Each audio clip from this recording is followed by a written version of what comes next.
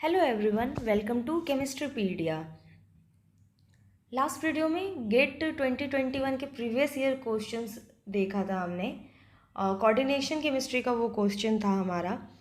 2 question का solution देखा था हमने। अब बाकी जो क्वेश्चंस रह गए उनका सोल्यूशन देखेंगे। अब हम कोऑर्डिनेशन से एक्चुअली काफ़ी क्वेश्चन पूछता है, तो एक साथ सारे क्वेश्चन करेंगे तो वीडियो काफ़ी लंबा जाएगा, तो हम इसीलिए दो क्वेश्चन कर करके सोल्यूशन देखेंगे।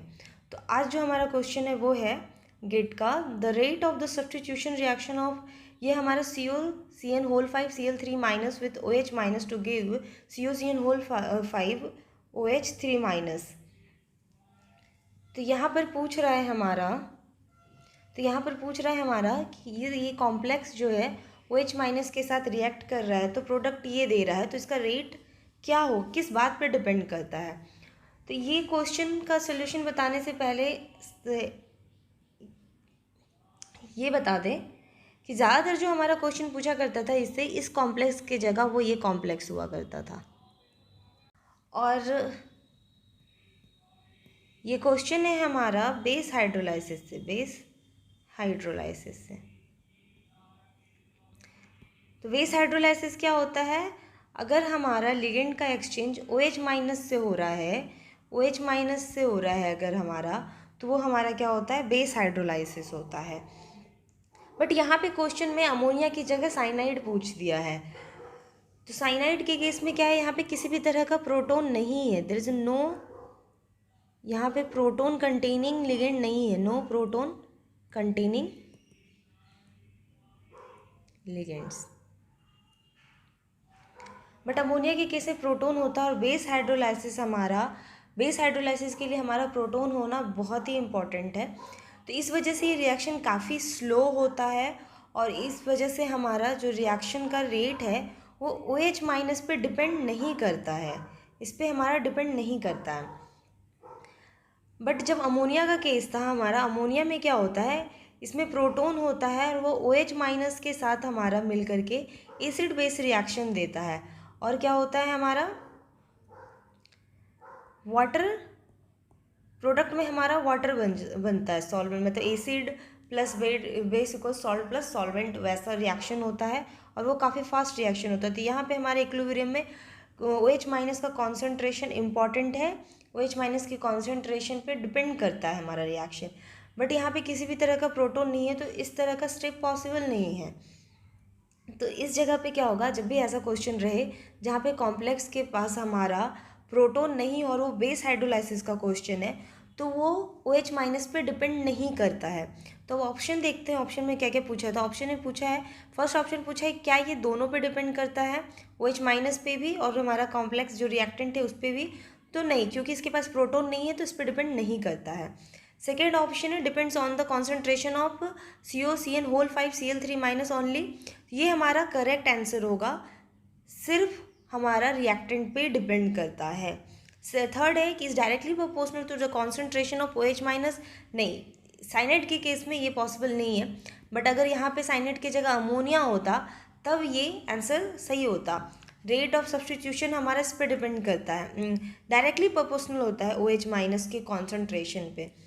और ये वाला भी आंसर हमारा अमोनिया के लिए सही है। जब अगर अमोनिया का होगा तो ये कॉन्सेंट्रेशन, तो दोनों के कॉन्सेंट्रेशन पे डिपेंड करता है, और ये दोनों में ही रॉन्ग है। तो यहाँ पे हमारा साइनाइड वाला राइट आंसर हो गया।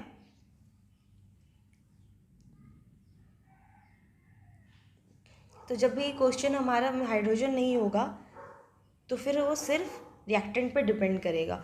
इस क्वेश्चन का आपको रेफरेंस बुक मिल जाएगा, जेम्स।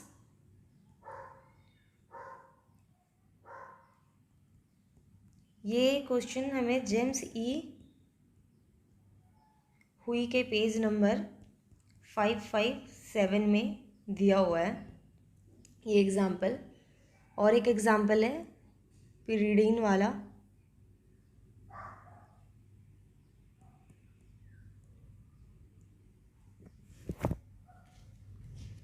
तो ये दोनों ही दिया हुआ है वहाँ पर, तो आप वहाँ पर जा कर के एक बार चेक कर सकते हैं। इस क्वेश्चन का रेफरेंस है वहाँ पर। ओके, जो भी बुक के बारे में मैं बताऊंगी उसको मैं डिस्क्रिप्शन बॉक्स पे मेंशन कर दूंगी, तो आप वहाँ से भी जाकर के चेक कर सकते हैं। यहाँ पे क्वेश्चन है, पूछ रहा है कि जो निकल Br2 है वो 2 इक्विवेलेंट PPH3 के से रिएक्ट कर रहा है इस टेम्परेचर पे, इस कंडीशन पे, तो हमें एक red colour dye magnetic complex मिल रहा है, जो कि बाद में ट्रांसफॉर्म हो जा रहा है ग्रीन कलर पैरामैग्नेटिक कॉम्प्लेक्स के साथ, और उसका जो मॉलिक्यूलर फॉर्मूला है वो सेम है जो हमारा पहले था। तो हमें पैरामैग्नेटिक जब वो हो जा रहा है उस कंडीशन पे बताना है कि उसका ज्योमेट्री और अनपेयर्ड नंबर ऑफ इलेक्ट्रॉन्स क्या है। तो ये वाला जो कॉम्प्लेक्स है ये एक्चुअली हमारा निकेल Br2 PPH3 होल 2 हमारा एग्जाम्पल है पॉलीटोपल आइसोमेरिज्म का। तो पॉलीटोपल आइसोमेरिज्म क्या होता है? Single complex exist in more than one geometrical forms. तो एक ही कॉम्प्लेक्स हमारे एक से ज़्यादा ज्योमेट्रिकल फॉर्म्स में अगर एग्जिस्ट कर रहा है तो वो पॉलीटोपल आइसोमेरिज्म होते हैं। तो ये हमारा स्क्वायर प्लेनर और टेट्राहेड्रल दोनों ही ज्योमेट्री में एग्जिस्ट करता है।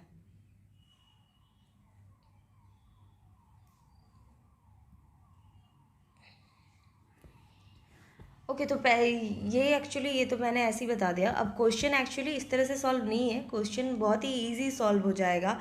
तो जो भी हमारा D8 कॉम्प्लेक्सेस होते हैं, जो भी हमारे D8 कॉम्प्लेक्सेस होते हैं, वो अगर उनका मैग्नेटिक प्रॉपर्टीज़ हमारा डायामैग्नेटिक है, तो हमारे स्क्वायर प्लेनर होते हैं, और अगर हमारा वो पैरामैग्नेटिक है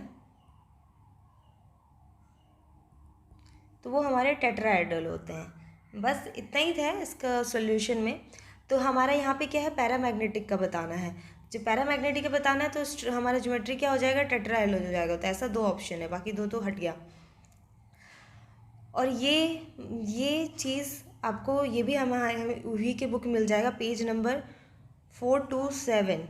वहाँ पे ये लिखा हुआ है D8 कॉम्प्लेक्सेस जो होते हैं उनकी मैग्नेटिक प्रॉपर्टीज़। डाईमैग्नेटिक हो तो स्क्वायर प्लेनर, पैरामैग्नेटिक हो तो टेट्राहेड्रल। इस पेज नंबर पे आपको मिल जाएगा।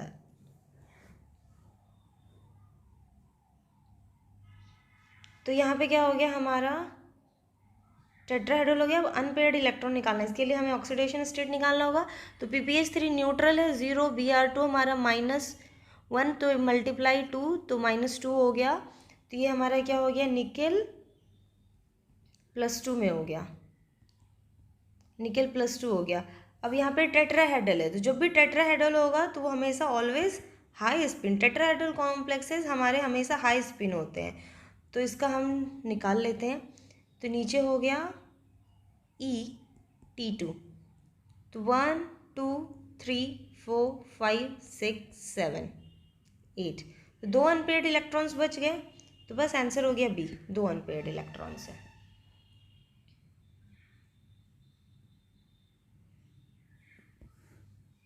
तो इसमें हमें क्या इन्फॉर्मेशन मिल गया कि ये पैरामैग्नेटिक होगा तो टेट्राहेड्रल होगा, और हमारा टेट्राहेड्रल हमेशा हाई स्पिन कॉम्प्लेक्सेस होते हैं।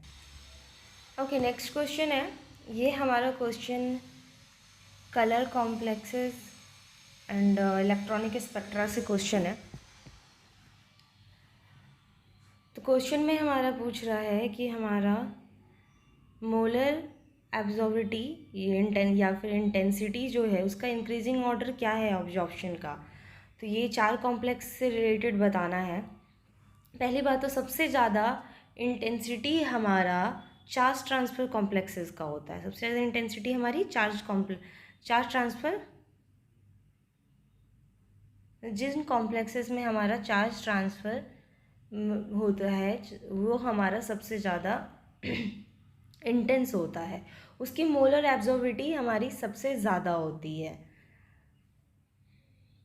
तो पहले तो ये इस हिसाब से पहले ये फाइंड करना इन चारों में किसी में चार्ज ट्रांसफ़र है या नहीं है, कौन सा कॉम्प्लेक्स हमारा चार्ज ट्रांसफ़र बैंड शो कर रहा है नहीं कर रहा है। तो जो होगा वो सबसे ज़्यादा हमारा इंटेंस होगा। तो ये चार्ज का सबसे पहले हमें ऑक्सीडेशन स्टेट निकाल लेंगे तो हमें पता चल जाएगा, वैसे भी दिख रहा है हमें। तो क्रोमियम का हमारा निकालते हैं, तो क्रोमियम में हमारा क्या है 4 × 2 x - 8 = -2। तो कितना हो गया x हमारा +6। तो क्रोमियम का क्या हो गया +6। तो इसमें हमारा d इलेक्ट्रॉन्स प्रेजेंट नहीं है, 0 है, +6 ऑक्सीडेशन में। ये हमारा क्या हो गया, जो हाईली दो तरह के चार्ज ट्रांसफ़र होते हैं, एक मेटल टू लिगेंड, एक लिगेंड टू मेटल। तो यहाँ पे हमारा क्या है, लिगेंड टू मेटल है।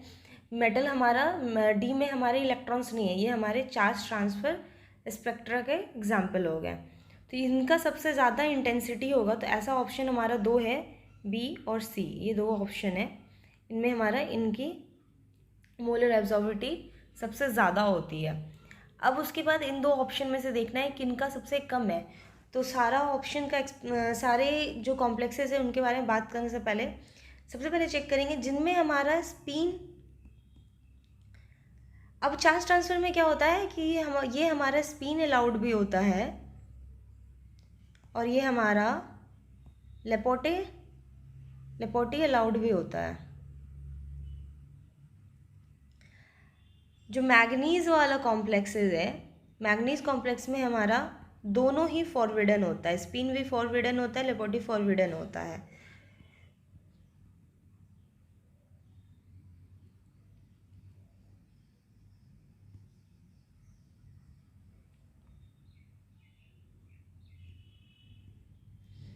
इसमें हमारा ये मैग्नीज हमारा स्पिन फॉरविडन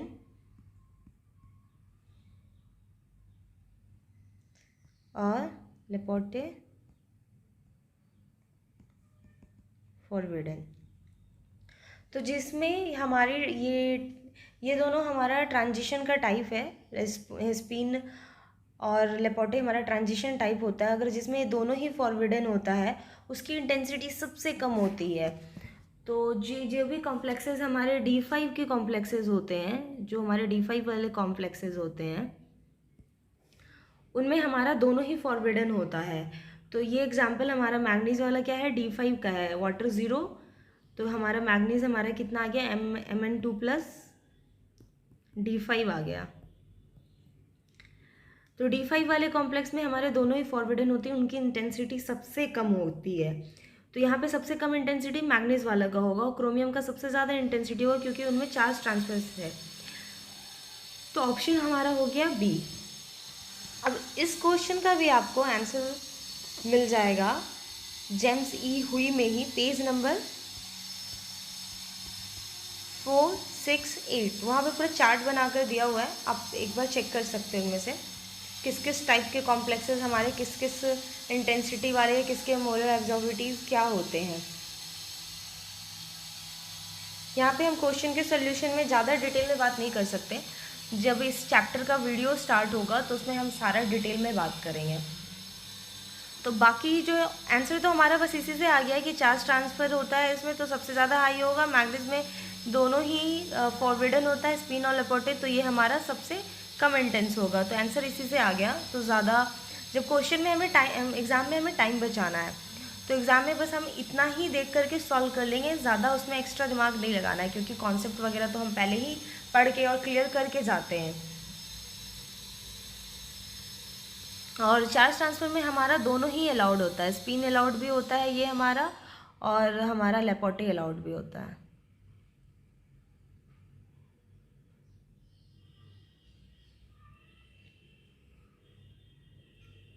और ये दोनों में एक में हमारा स्पिन अलाउड होता है और एक में हमारा लेपोटे फॉरविडन होता है।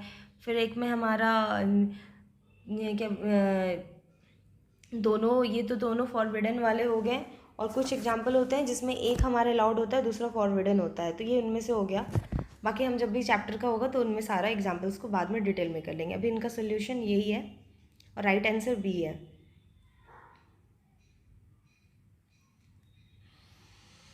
तो तीनों क्वेश्चन का हमें एक्सप्लेनेशन जेम्स ई हुई में मिल जाएगा। पेज नंबर मैंने बता दिया है, आप एक बार वहाँ से भी जाकर चेक कर सकते हैं। तो अगर आपको हमारा वीडियो अच्छा लगा हो तो लाइक करें, शेयर करें और सब्सक्राइब करें। Thank you.